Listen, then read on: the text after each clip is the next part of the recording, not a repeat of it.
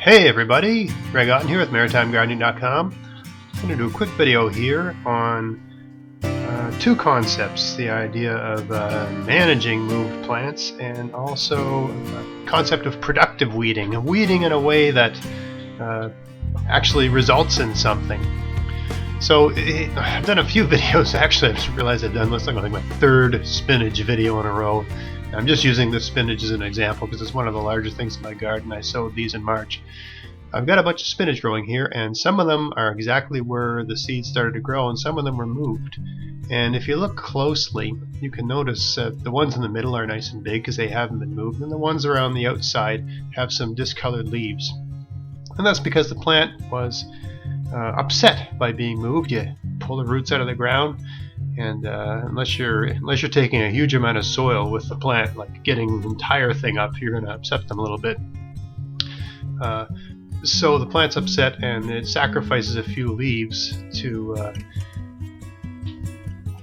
ensure that the remaining leaves can get the amount of nutrients they need to survive. So what am I doing here? I'm doing two things at the same time. I'm taking a leaf or two off each of the larger plants so I can have a nice fresh spinach salad, first salad of the year.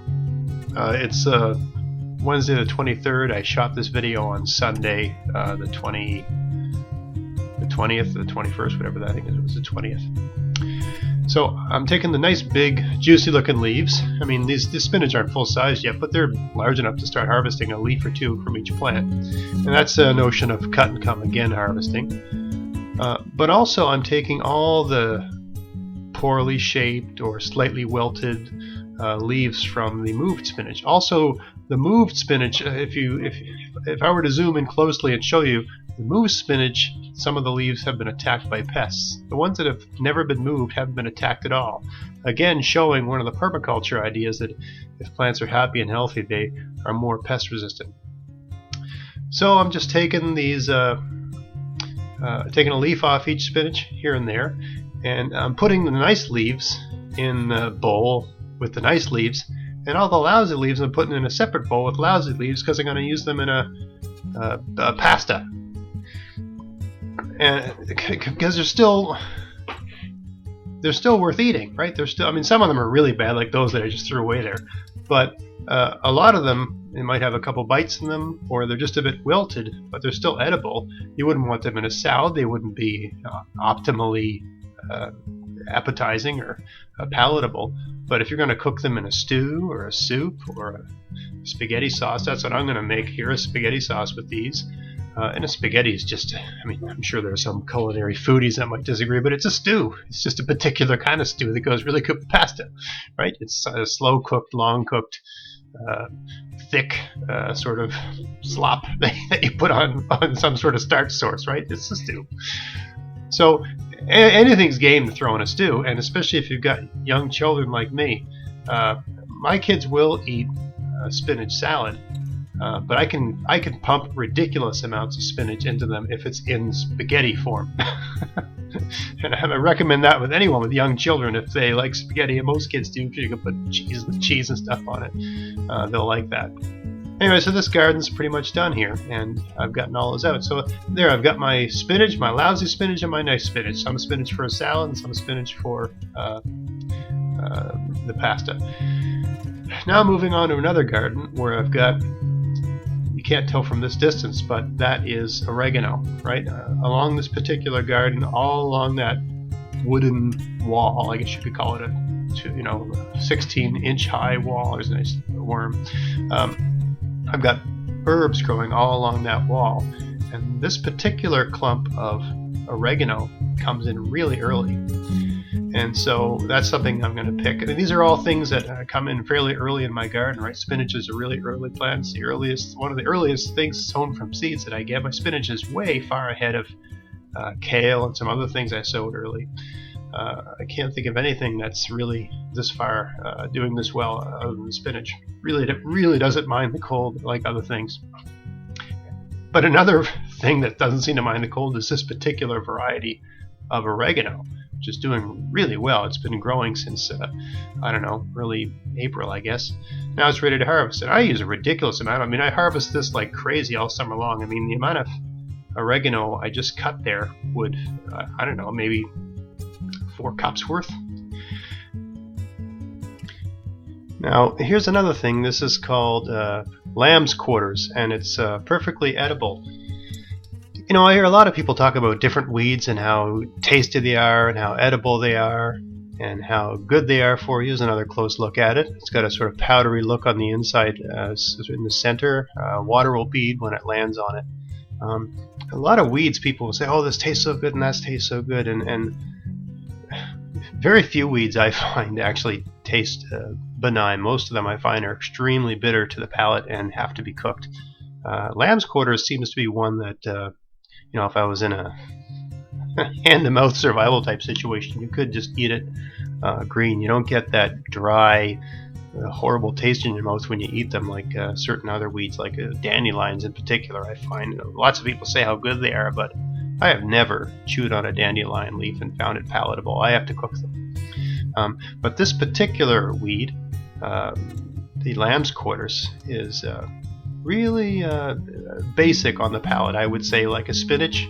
I mean, do your own research. Don't just eat anything that looks like the thing I'm picking up. Don't sue me. Don't poison yourself. I mean, be very careful, right? Eat one, you know, like do your research, read up on it, learn to identify it. Taste one leaf, see what that's like. Wait a day, see what happens to you. Taste another, you know, 2 leaves or whatever. There's some dandelion there. I'm going to take the leaves off of that and I'll cook it.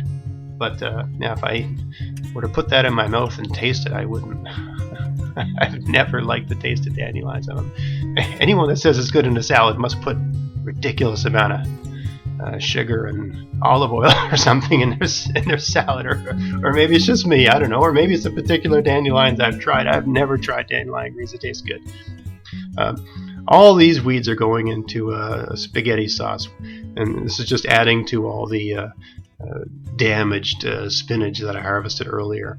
And my kids will not know, and they won't care. They do know. They do know that I put weeds in their spaghetti sauce. They don't care because the spaghetti sauce tastes good. So you got lots of garlic in there, and I'm not a vegetarian. I try to keep the amount of meat we eat really low, but there's hamburger in this. I'm not going to lie to you.